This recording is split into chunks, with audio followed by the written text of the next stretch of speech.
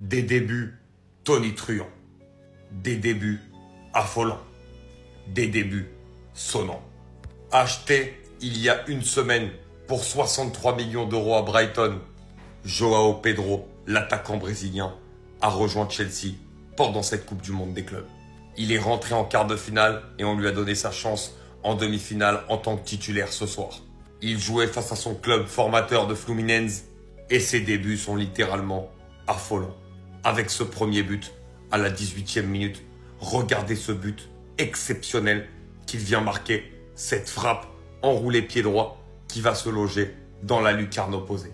Et en tant que joueur formé à Fluminense, il n'a naturellement pas célébré. Ensuite, il vient inscrire un deuxième but. Incroyable aussi parce qu'il y a 3 joueurs de Chelsea qui sont seuls. Et si jamais il rate cette frappe, évidemment il se fait engueuler. Mais non, ça montre aussi les cojones du garçon. Il y va et il lâche une frappasse exceptionnelle qui fait barre transversale rentrante. Encore une fois, il s'excuse. Ça témoigne évidemment de tout le respect qu'il a pour son club formateur. Mais franchement, on ne pouvait pas rêver mieux comme meilleur début pour João Pedro avec Chelsea. Il a été énorme, il a été exceptionnel. Et je pense que pour des débuts comme ça, Nicolas Jackson et Liam Delap, tout juste arrivés cet été, ont sûrement du souci à se faire pour leur place. Qui ne connaissait pas ce fou furieux que Chelsea a recruté? Il est complètement fêlé. En fait, il a allumé la cage adverse, il a envoyé des roquettes. Et après, il s'excusait. Pourquoi il s'excusait? Parce que c'est lui, le fumier. Il a tué son ancien club. Sans pitié, après il faisait semblant. Oh, pardon. Il mettait des grosses frappes.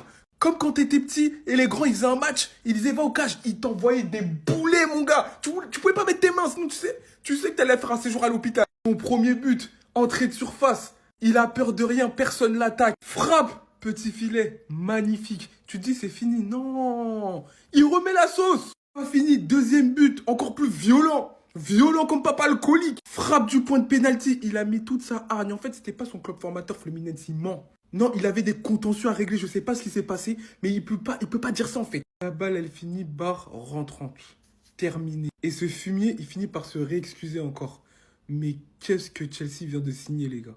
Wesh! Il avait tort. On a tous vu ce que Nicolas Jackson il a fait. Il en est venu jusqu'à taper le poteau violemment par frustration. Pour ceux qui sont pas au courant, Nicolas Jackson, alors qu'il venait de récupérer le ballon, en pleine surface, choisit l'option de tirer. Alors que Cole Palmer est juste à ses côtés libre. Et en vrai, quand on observe bien, il y avait vraiment le temps et l'espace pour lui accorder cette passe. Mais il a tiré et il a raté. Maintenant, ce qu'il faut retenir dans tout ça, c'est le contexte qui est très important. Parce que je vois qu'il y a beaucoup de personnes qui vont s'en prendre à lui. Nicolas Jackson, c'est un attaquant. Et en l'occurrence, dans cette compétition, il a à peine joué un match. Ça avait mal commencé pour lui, il avait écopé d'un carton rouge lors du premier match. Ce qu'il a fait, c'est ce que n'importe quel attaquant, et sans exception, aurait fait en cas où il cherchera à marquer son premier but de la compétition. Surtout avec son équipe qui mène 2-0, une belle avance qui n'est pas près d'aussitôt de se faire rattraper. J'aime beaucoup Cole Palmer et probablement ça aurait été but. Mais je trouve sa réaction plus qu'excessive qu'autre chose. Que ça a été plus humiliant qu'autre chose. Parce que si vous voyez comment il s'est énervé, à croire qu'il te doit je sais pas quoi, n'oublions pas s'il vous plaît, quel joueur a quelle vocation à la base. Que c'est lui qui est quand même principalement censé chercher le but, et qu'en plus de ça, ça n'a pas été fait dans des conditions amatrices.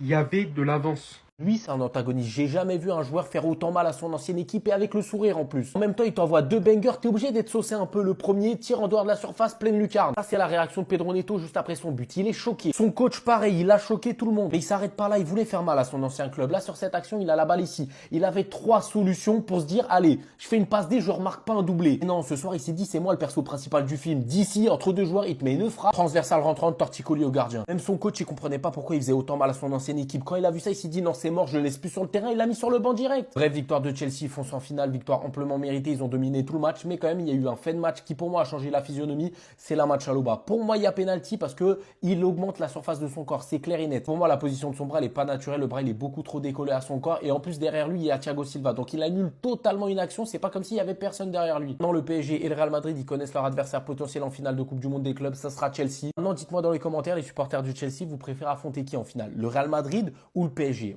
Moi, personnellement, je préfère quand même prendre le Real Madrid parce que l'état de forme actuel du PSG, ça fait très peur. Mais en fait, tu nous fais le mec désolé de quoi là? Non, parce que là, on est plus choqué de ton rôle d'acteur que de ta performance. João Pedro, pour ceux qui sont toujours pas dans le train. Mais c'est qui ce fou? Titulaire pour la première fois avec Chelsea en demi-finale de Coupe du Monde des clubs, tout droit contre son club formateur. Avec lui, il n'y a pas de commencement doucement. Premier but, d'en dehors de la surface, il vient te déclencher un petit enroulé qui va passer toute la surface et venir tranquillement rentrer dans le filet. Comme si c'était pas assez, il nous a prouvé qu'il pouvait avoir une belle précision. Derrière, il vient, pleine surface contre 2 défenseurs. Il t'envoie un tir 230 km/h qui tape la transversale, but. Non, et après, tu nous fais le mec désolé. Mais Fluminense, ils t'ont fait quoi en fait? Regardez les têtes qu'il prend, s'il vous plaît, quand il marque contre eux. Il a l'air d'avoir une tête qui joue contre son ancien club. Il était juste là pour les éteindre en fait. J'ai juré que ce joueur, c'est trop les gars. La palette technique qu'il a, dont il a fait preuve aujourd'hui, dont il nous a montré aux yeux du monde entier, en pleine demi-finale de Coupe du Monde des clubs pour sa première titularisation. Mais c'est beaucoup trop fort. Vous me le surveillez de près la prochaine saison, lui, en PL. Et autant vous dire directement, on sera fort dans son train ici. Il nous a conquis.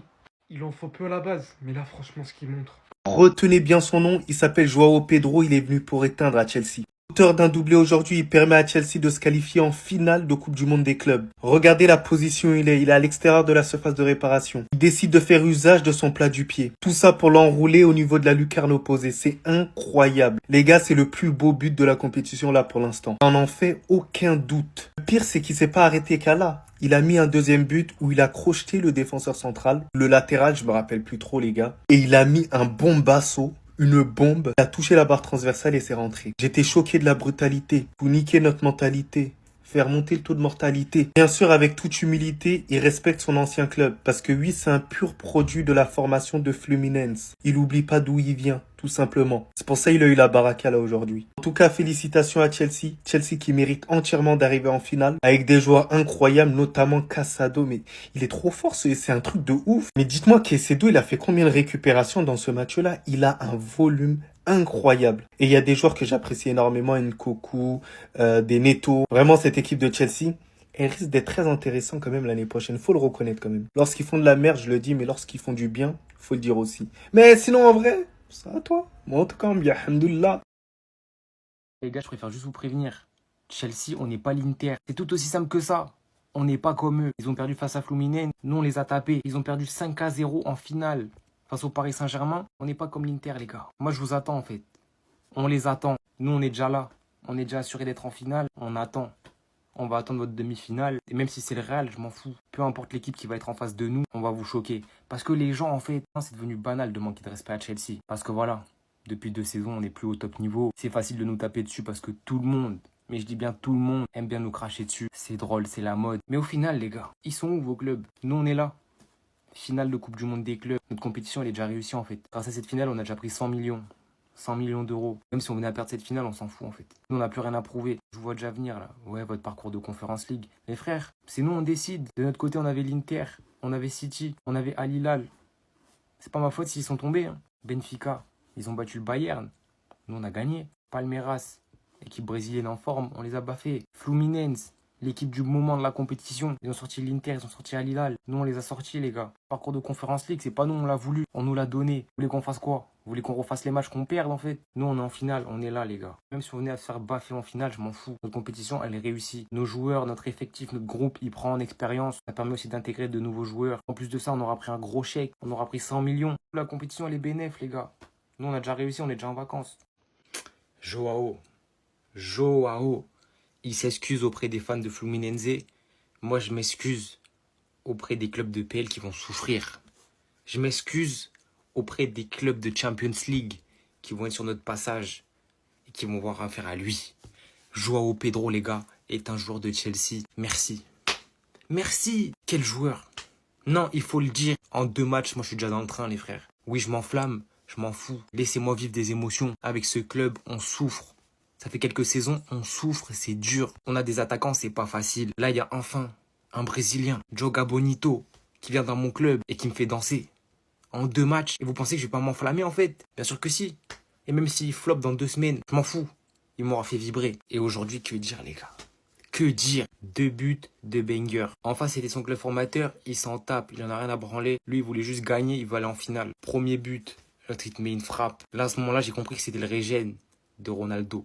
J'ai compris que c'était le régène de R9. Puis avec ce deuxième but, j'ai compris qu'il était même meilleur que R9 en fait. Joao Pedro. Moi, je suis déjà amoureux, les gars. Et surtout qu'en plus, oui, c'est un bon footballeur, ça se voit. Techniquement et tout, c'est fort. Mais surtout que c'est un mec, il a la dalle. Il a la dalle. Ça, j'aime bien aussi. Un mec, il va tout donner sur le terrain. S'il faut mettre des coups, il va les mettre, il a pas peur. Pour le moment, depuis son arrivée et ses 2 premiers matchs, Joao Pedro, les gars, c'est parfait. Il n'y a rien à dire. J'espère que vous regardez cet homme et que vous appréciez le football. J'espère que quand vous voyez jouer cet homme, vous kiffez encore plus le football. Pedro Neto, mesdames et messieurs, voici peut-être le meilleur joueur de cette Coupe du Monde des clubs. Quand vous voyez tout ce qu'il fait, toutes les différences qu'il est capable d'effectuer depuis le début de cette compétition, et avec une régularité exceptionnelle, vous comprenez. Vous comprenez pourquoi Pedro Neto peut être éventuellement considéré comme un des meilleurs joueurs, si ce n'est le meilleur, de cette Coupe du Monde des clubs pour le moment. Pedro Neto, qui que ce soit à Wolverhampton comme à Chelsea, est souvent sur courant alternatif. Il peut faire de très belles choses, mais c'est jamais extrêmement régulier. Bah là, sur cette Coupe du Monde des clubs, pour être plus régulier, ça va être très difficile. Il est à un niveau exceptionnel, il fait des choses énormes avec le ballon, il fait toujours des différences, il arrive à prendre de vitesse tous ses défenseurs adverses, et il est beau à voir jouer. Il se débarrasse très facilement de ses adversaires, il fait de super passes, de super beaux appels, il se déplace toujours dans le bon tempo. Franchement, il est à un niveau pour l'instant exceptionnel et c'est un régal en plus de le voir évoluer sur un terrain de football.